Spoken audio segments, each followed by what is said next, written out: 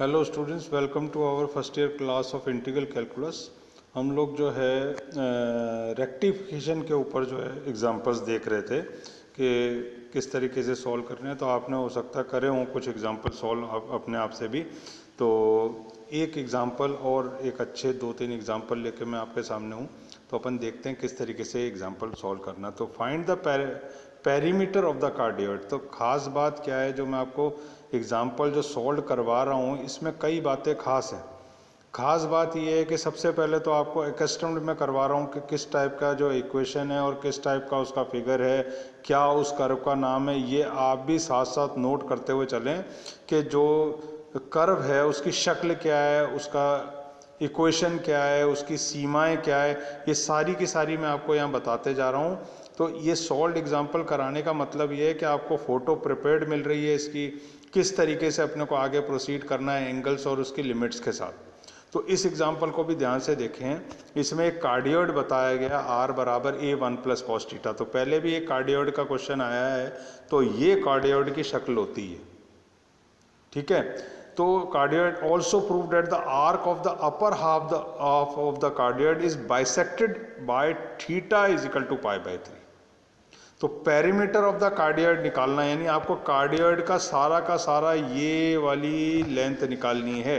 Perimeter निकालने का मतलब ये है कि ये कितनी लेंथ का कर्व है ये पूरा, this is the perimeter of the cardioid. ये एक तो ये निकालना आपको, और दूसरी चीज आपको क्या निकालनी है इसमें, ये बताना है आपको कि ये अपर हाफ जो है कार्डियोइड का, इसकी लेंथ यहां से लेके यहां तक है। और तो ये लेंथ यहाँ पर थीटा इज इक्वल टू π/3 पर आकर के बाइसेक्ट होती है।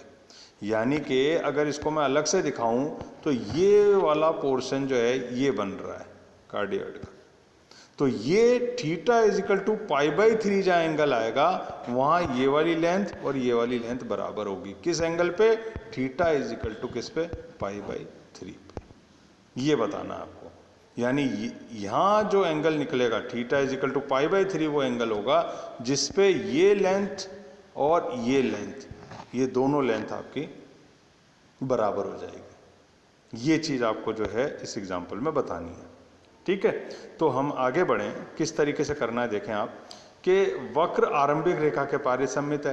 तो बार बार जो है ये वाली चीज़ बताने की अब आपको ज़रूरत नहीं है कि कार्डियोइड की शक्ल ये होती है और जैसा इसका ऊपर का हाफ में शेप होता है वैसा ही इसका नीचे के हाफ में शेप होता है।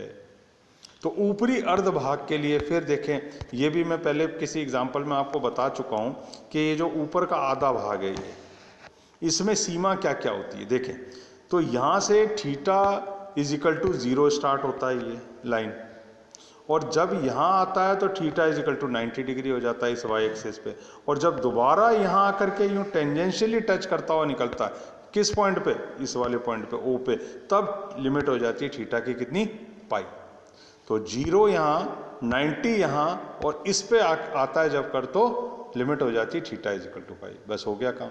समीकरण से dr/d थीटा आप निकाल लो पहले एक बार, और dr/d थीटा निकालने के बाद जो है आपने क्या करना है, आप आगे बढ़ो और जो है आप इसमें ये वाला फॉर्मूला लगाओ। आप कौन सा वाला फॉर्मूला?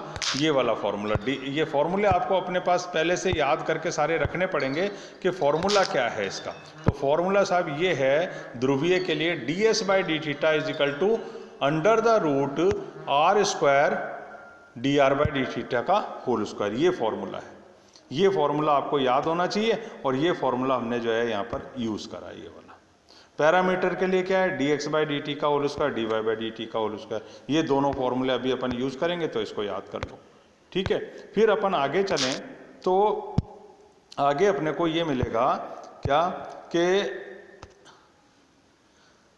ये r² dr/dt का होल स्क्वायर। तो dr/dt निकाल लिया, इससे ये आ गया। अब लिमिट क्या चाहिए होगी अपने को? लिमिट देखो आप 0 टू पाई, किस ऊपर हाफ का अपन निकाल रहे हैं पहले, ठीक है। तो ऊपरी पहले ऊपर का निकालेंगे फिर उसको डबल कर देंगे।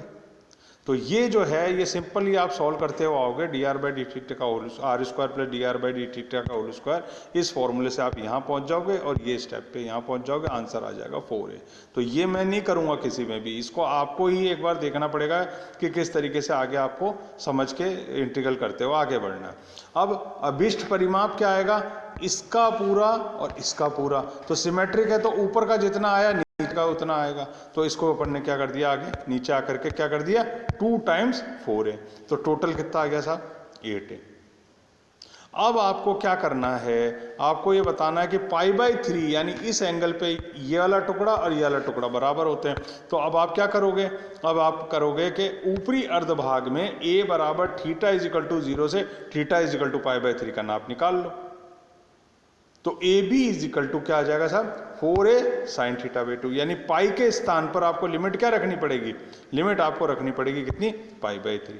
तो जैसे ही 0 टू π/3 आप यहां रखोगे, कौन से वाले में, यहां वाले में, ये पड़ा,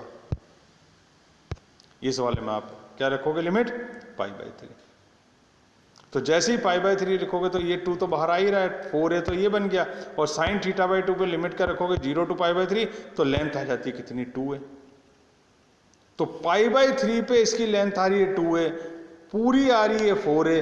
तो क्या यहां पर बाइसेक्ट नहीं हुआ, ये यहां बाइसेक्ट हो गया। बस यही हमको प्रूव करना है। तो ये एक एग्जांपल हो गया आपके लिए। उसके बाद अपन आगे चलें तो एक छोटा एग्जांपल और अपन देखते हैं इसमें। वो एग्जांपल है ये कि find the length of the arc of the equiangular spiral r बराबर a e to the power theta cot alpha between the points for which the radii vector is r1 and r2। ये है। तो spiral जो है इस तरीके का एक कर्व होता है, ये स्पाइरल होता है, ये स्पाइरल इक्विएंगुलर स्पाइरल ये है। तो ये कहता है find the length of the arc of the equiangular spiral r बराबर a e to the power theta between the points for which the radii vectors are r1 and r2। r1 और r2 radii vectors हैं। तो आपको कुछ नहीं करना, सबसे पहले dr बाई डी थीटा निकालेंगे, ठीक है। dr बाई डी थीटा निकालने के बाद r D theta by dr निकाल लिया, ठीक है। और अभिष्ट लंबाई वही वाली जो अपन उसके लिए पोलर इक्वेशन के लिए r square plus dr by D theta का होल स्क्वायर। तो उससे अपन ने ये निकाल लिया। यहाँ पहुंचे, लिमिट्स क्या रखनी है, r1 से r2 रखनी है। ये r2 माइनस r1 सेक अल्फा आ गया। तो ये छोटा है पर ठीक है, सब अपने को कर्व को भी तो टच करते हुए चलना है ना। तो अपन कर्व को अपन ने क्या समझा कि इक्विएंगुलर स्पाइरल ये होती है। तो इस टाइप की कोई स्पाइरल है तो रेडियाई वेक्टर क्या है, एक पर तो r1 जा रहा है, दूसरे पर r2 जा रहा है। तो इतनी लेंथ जो है अपने को इसमें फाइंड आउट कर। तो ये आ गई साहब, ठीक है। तो इसको ध्यान रख लें। और एक छोटा क्वेश्चन और देख लें तो उसके बाद अपन आगे के टर्न पे और find the intrinsic equation of the parabola this. अब आ गया साहब आपके पास क्या, इंट्रिंसिक इक्वेशन के लिए काम। अभी तक तो अपन ने क्या लेंथ ऑफ द आर्क निकाली थी। तो find the intrinsic equation of the parabola के लिए y square is equal to 4a से taking origin as the fix point, origin को फिक्स पॉइंट लिया। तो सबसे पहले अपन dy बाई डी एक्स निकाल लेते हैं गिवन इक्वेशन से। तो टेन साई की वैल्यू आ गई। माना परवलय पर कोई चर बिंदु पी एक्स वाई है, तो शीर्ष से इसकी दूरी कितनी होगी जाएगी 0 टू y। तो लिमिट और क्या रहा 1 plus d x by d y का होल स्क्वायर। तो फॉर्मूले में जैसे ही रखा आपको सीधा साधा बस उसके बाद क्या है इंटीग्रेशन का ये वाला फॉर्मूला याद होना चाहिए। कौन सा, ए स्क्वायर प्लस एक्स स्क्वायर। इसका रूट का अगर आपको फॉर्मूला याद है तो ये फॉर्मूला यहाँ लगाओ और सीधा ये है। और 2 और 3 से y का विलोप कर दो। अल्टीमेटली क्या करना था अपने को, s और साई में इक्वेशन लानी थी। तो अपन ने पहले पढ़ा ना इंट्रिंसिक इक्वेशन कैसे निकालते हैं, विलोपन करते हैं किसका, x और y का करते हैं। यहाँ सिर्फ y का विलोपन करते ही अपने को काय में इक्वेशन आ गई, s और साई में आ गई। तो ये बन गया साहब आपका इंट्रिंसिक इक्वेशन। तो इस तरीके से अपन आगे प्रोसीड करेंगे। आगे कुछ और एग्जांपल्स अपन लेके आएंगे, उसमें और अपन इंट्रिंसिक इक्वेशन फाइंड आउट करने की कोशिश करेंगे। ठीक है, ओके, थैंक्स।